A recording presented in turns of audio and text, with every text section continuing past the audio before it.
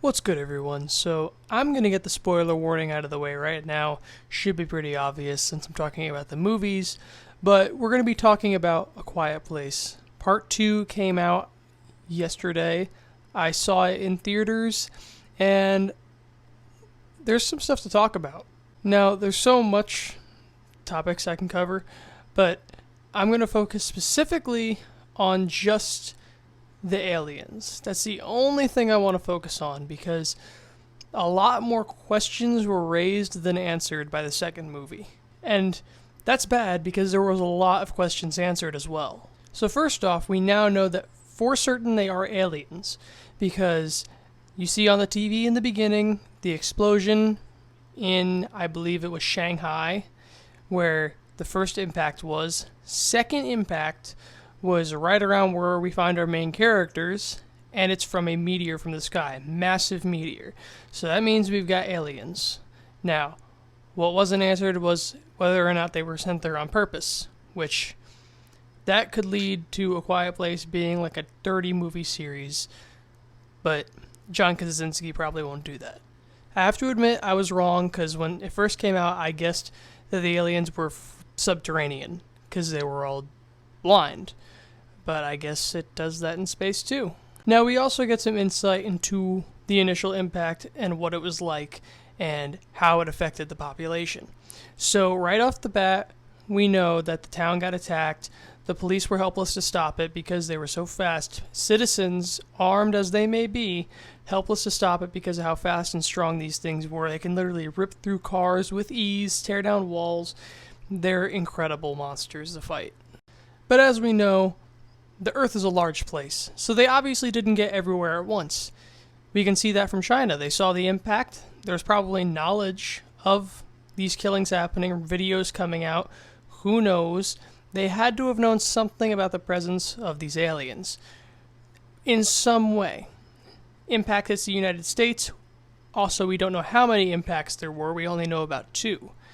So, it hits. We find out they're in Connecticut. So it's the northeast United States, which means probably most likely heavy death toll in New York, if not completely wiped out New York. But there's a lot of military installations up in the northeast corridor of the United States. And we know for a fact now from when they talked to the people on the island that the National Guard did respond and set up boat transports to the island that these people got away on. The harbor that they came out of was not very far away, so that means the National Guard had time to respond that quickly to that area. So, really, that means that they were prepared. But we know for a fact that society as a whole collapsed, and everything collapsed, and the only people left not living in fear from these things were probably in bunkers hidden down somewhere. But we also know now that there was a lot of response time. So we know weapons were not too effective against them unless their head was opened up. It seemed like their outer shell, their scale, was what was protecting them because when the officer in the beginning unloaded 3 shotgun rounds on the thing, it wasn't phased. But we know when the sonic sound is released, it's going to make the head thing open up and they become vulnerable to even something as small as a pistol round. Doesn't even need a shotgun. Rifle round works too. All things proven from the movie.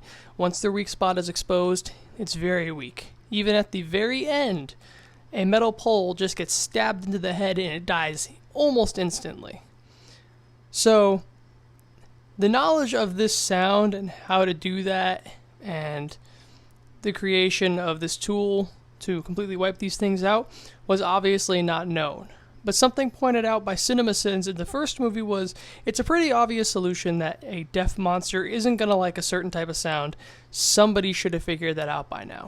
But even with these things having very, very strong armor on their bodies and being normally immune to shotgun shells, imagine a full squad of US soldiers unloading 5.56 onto these things.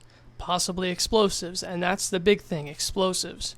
Grenades, landmines, possibly rifle grenades, anything they could have blown these things up with, I'm sure they were doing. Tanks, we know they probably were able to rip through because of what they did to cars and buses, but we also know tanks are very sturdy, so it might have taken a second to get in them anyway. We also don't know what caliber their body armor can extend up to, so it's very unlikely 50 caliber was easily stopped by these things. Even if it doesn't go through, it's still, the way it works with bulletproof vests for us, it feels like a punch. Like a really hard punch. That is a piece of hot lead going over 700 miles an hour normally into you. So it's not going to be easy to just phase by entire military platoons and battalions. And on the subject of the military, they're armed to the teeth, not just on the ground, but in the sky too. And I know it's probably going to be like, oh, well, we're going to pull the same thing that they did in World War Z, where they can just get helicopters and rip them out of the sky. Well, one, helicopters can go higher than that, so let's get that out of the way. Two, they got fighter jets. Now, on helicopters, we got the Apache. It's got a 105mm cannon, I think, with explosive rounds and 8 Hellfire missiles. Come on. Those things would get shredded by that. Fighter jets with laser-guided missile systems, cruise missiles, any type of laser-guided missile system, all that can be used remotely, drones with laser-guided missiles. There's so many options for them to at least create a body count for these things to make the damage less widespread. Which, again, we don't know how many came down, but the Earth is very big, and I find it hard to believe that they covered all that ground in... It was a few years, which is still relatively a short amount of time to completely conquer an entire land.